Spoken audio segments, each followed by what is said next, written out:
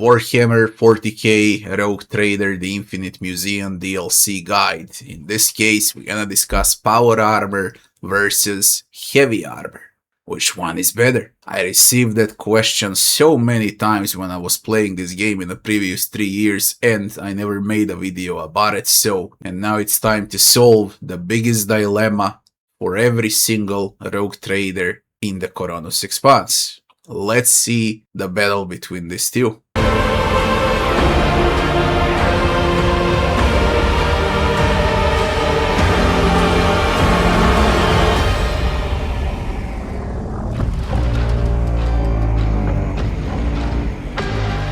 Let's start off from the basic stuff. As far as Power Armor for Argenta goes, this Power Armor was made for a melee ranged Argenta, or should I say a classic Arch Militant build, similar one like you play on Ulfar. Argenta doesn't benefit out of it because she's freaking nuts, or should I say she's OP with a bolter, then she's great with a flamer, and then she can be great as half melee, half ranged.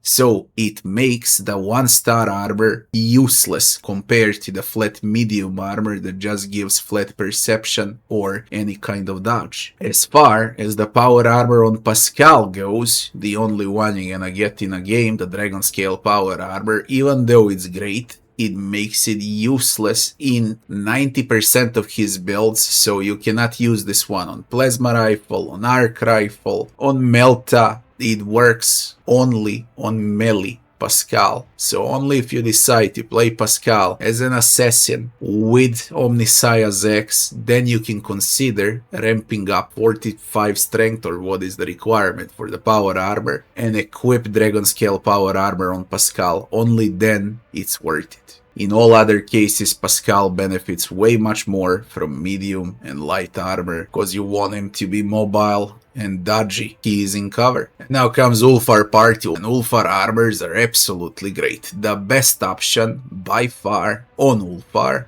is, of course, the Blood Craver. But most of the time in this game, if you play with Ulfar, you're gonna spend your time playing with a Holy Power Armor, or, as I did, with Might of Fenris, the absolute best armor on Ulfar, because you wear it the most of the time, okay? Blood Craver just comes much later on. Now, when we resolved Power Armors that can be equipped by companions, Pascal, Argenta, and Ulfar, we transfer to 2 more characters that can wield heavy and power armor. That would be your main Rogue Trader and Abelard. Heinrichs can also do it if you go with heavy or power armor proficiency, but he's not as efficient as main Rogue Trader and Abelard. All other companions are not proficient enough and they lose a lot if you use power or heavy armor, so your choices here are very limited. So what to go for is the same requirements for heavy armor and power armor. Should be like 45 strength or so. Heavy armor, the very first one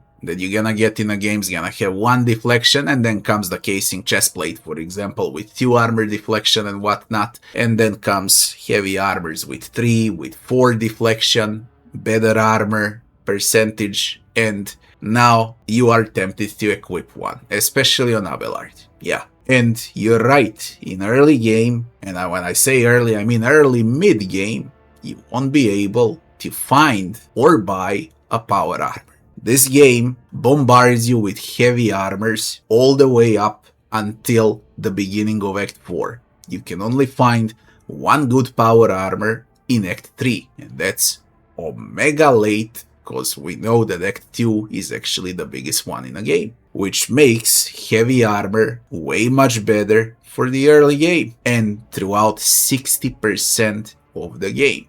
But there are more good power armors than the actual great heavy armors. There is only 1 great heavy armor and there are plenty of great power armors, but all of them are exclusively for the late game. And now we're gonna compare the best power armor against the best heavy armor. As you can tell by the stats, they're very similar. Heavy armor wins with 4 more deflection, but Power Armor just gives 10 to all characteristics, and this is why the Adherent of Mankind wins as the best Power Armor in the game compared to the Tempestus Elite Carapace as the best Heavy Armor in the game. When is the biggest benefit? When your Rogue Trader equips a Power Armor, the best one in the game, and when Abelard equips the best Heavy Armor in the game. If you play Rogue Trader without Heavy Armor, so if you play him as a squishy medium light armor, no matter what class,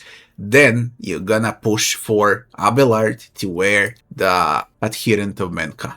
That's about it. Familial Power Armor is quite useless. Thunder Bearer is very good if you play a Sanctic Rogue Trader, but again, Adherent of Mankind is better. Invincible Onslaught Armor is the only armor that's actually better than Adherent of Mankind, but it only counts on a heavy charging warrior executioner.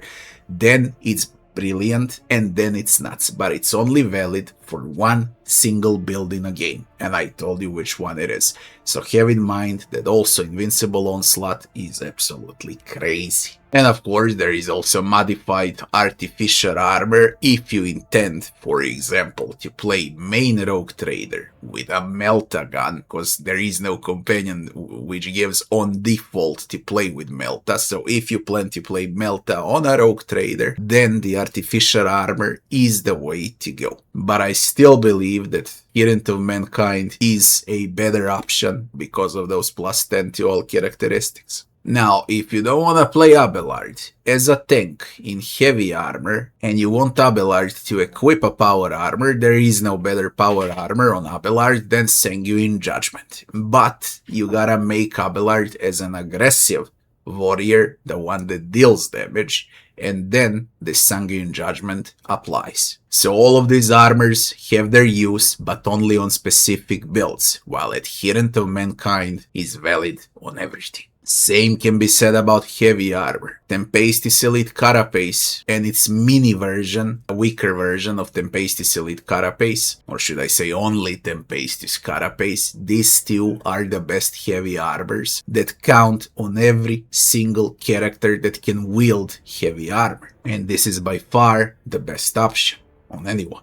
While Tempestus Elite Carapace being the best, let's check the other good Heavy Armors and see if they're worth it on any specific builds. The Enchanted Smuggler's Armor is absolutely useless because it gives extra deflection against humans. You won't fight humans as often, so it makes it useless. Heavy Void Suit, where you suffer 30% less damage from burst attacks. Enemies don't use burst attacks that much, which makes this armor also quite useless. Not to mention the useless stat, armor against percentage 20 against humans. Because let's be real, most of the time in this game you're gonna fight Xenos and demons. Martial Armor of the Coronus Expanse should be great on Arbites. And that's about it. But again, it is not better than Tempestus Elite Carapace, no matter how you put it. That immobilized on attack of opportunity is just not worth it. Reinforced Tempestus Carapace and Classic Tempestus Carapace are the best options early on in a game on any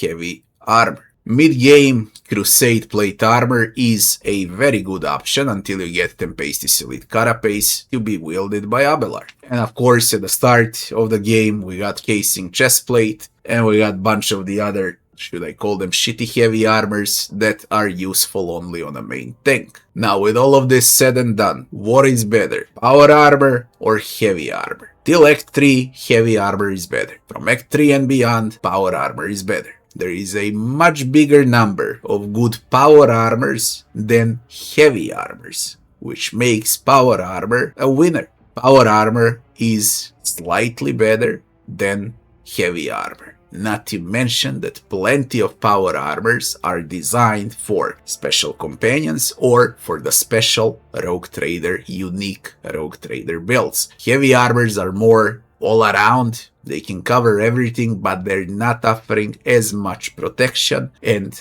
great characteristics like Power Armors do. I hope I made things clearer for you so I don't receive this question ever again, and if I do, I'm gonna copy paste the link from this video to resolve your problems. If you enjoyed the video and if you find it helpful, don't forget to like, share and subscribe. See you on the next one.